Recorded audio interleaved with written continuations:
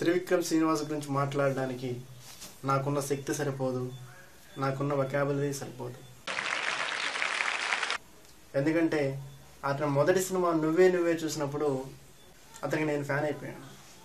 ఎందుకంటే దాంట్లో ఒక డైలాగ్ వస్తుంటుంది. అంటే హీరో చేత చెప్పిస్తాడు, ప్రేమించే సమయం ఉన్నప్పుడు పోషించే శక్తి ఉండదు, పోషించే శక్తి ఉన్నప్పుడు ప్రేమించే సమయం ఉండదు. అంటే ఈ డైలాగ్ మీద ఎంటైర్ స్టోరీ డిపెండ్ అయి ఉంటుంది. దాని తర్వాత నేను ఆ మాటకి అర్థం చేసుకోవడానికి ఆ డైలాగ్ వచ్చినప్పుడు నెక్స్ట్ సీన్ గురించి నేను ఆలోచించలేదు, దాంట్లోనే ఉండిపోయాను. మళ్ళీ నెక్స్ట్ డే మూవీకి వెళ్ళాను. ఆ విధంగా కొన్ని మాటలని అర్థం చేసుకోవడానికి అప్పుడు మనం సినిమా ఏం చూస్తాం, సినిమా చూస్తాం, వదిలేస్తాం ఎంటర్టైన్మెంట్ కోసం.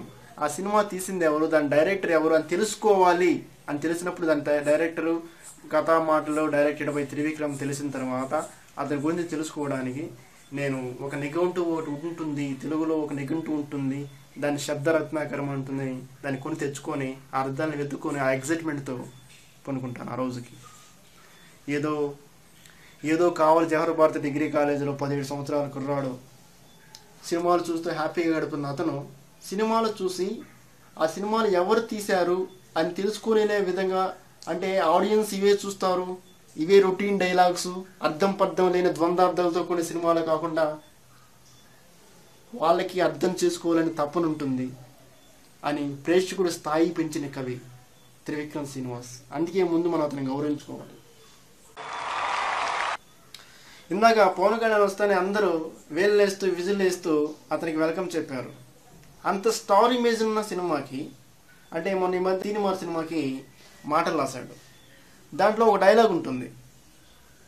ఆ డైలాగ్ని పవన్ కళ్యాణ్ చేత చెప్పించడానికి డైలాగ్ ఏంటంటే, 10 ఏళ్ల వయసున తర్వాత అమ్మాయి గదిలోకి ఒంటరిగా వెళ్ళడానికి తండ్రి కూడా పర్మిషన్ తీసుకుంటాడు. అటువంటి అమ్మాయిని 20 సంవత్సరాల వయసులో నేను చేపట్టుకున్నా అంటే నేను ఎంత ఆలోచించుండాలి సార్ అని చెప్తాడు. అంటే అంత స్టార్ ఉండే పవన్ కళ్యాణ్ చేత అతని చేత ఒప్పించడానికి ఒక దర్శకుడిగా త్రివిక్రమ్కి ఎన్ని గట్స్ ఉండాలి.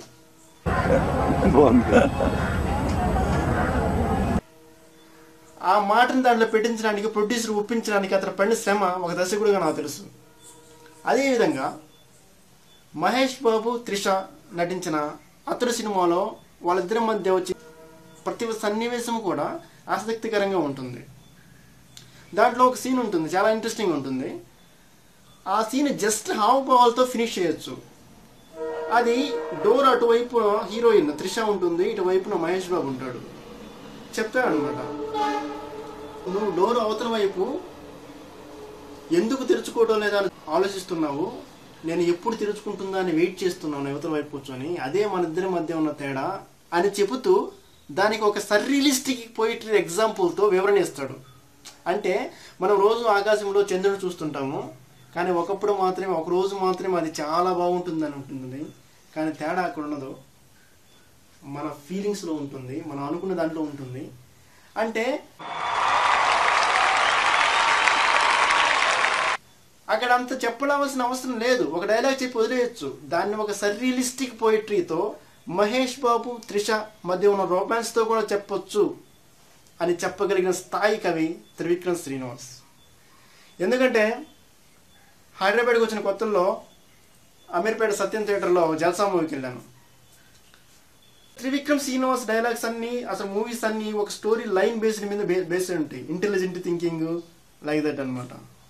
సో జల్సా మూవీలో ఫస్ట్ వాయిస్ ఓవర్ చెప్తాడు మహేష్ బాబు, యుద్ధంలో గెలవడం అంటే శత్రువుని చంపడం కాదు అని స్టాప్ అయిపోయి, at the end of the మూవీలో పవన్ కళ్యాణ్ హీరో చేత అదే దాన్ని కొనసాగిస్తాడు. అంటే ఒక క్వశ్చన్కి ఆన్సర్ చేయడమే స్టోరీ. 2.5 hours ఆ క్వశ్చన్ ఆన్సర్ వెతుకోవడానికి కొన్ని ఎగ్జాంపుల్స్తో, కొన్ని అర్థమైన మాటలతో విశ్లేషణాత్మకంగా, సందేశాత్మకంగా ఇవ్వడానికి ట్రై చేస్తాడనమాట. ప్రతి ఒక్క సినిమా అలానే ఉంటుంది. ఆ సినిమా లాస్ట్ డైలాగ్ చెప్తాడు.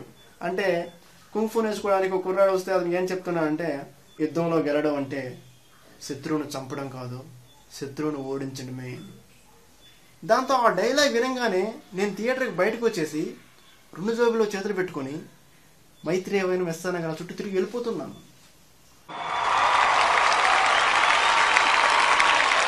అంటే ఒక మనిషిని అలా కదిలించగలిగే శక్తి ఒక అక్షరానికి మాత్రమే ఉంటుంది, ఒక మాటకి మాత్రమే ఉంటుంది.